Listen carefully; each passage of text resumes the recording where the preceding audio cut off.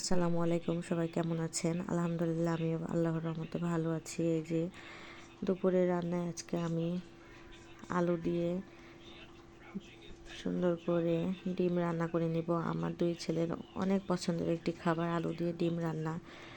এটা খুব তারা তৃপ্তি করে ভাত খায় এটা দিয়ে।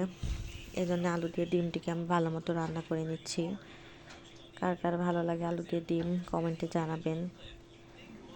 অন্যদিকে আমি ভুড়ি রান্না করে নিয়েছি।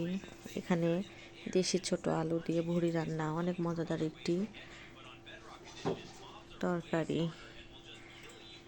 এই যে আলুটিকে আমি ভালো মতো কষিয়ে নিলাম, নিয়ে এর মধ্যে ডিম দিয়ে বেশ কিছুক্ষণ সময় ধরে এটাকে আমি রান্না করে নিব। অনেক মজা লাগে খেতে।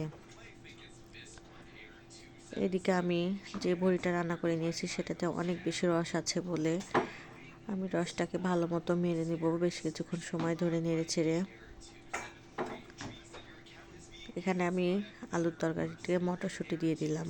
অনেকে আলু দিয়ে ডিম মটরশুঁটি রান্না করে খেতে অনেক পছন্দ করে। আমার দুই ছেলের অনেক পছন্দ। সবাই ভালো থাকবেন। আল্লাহ।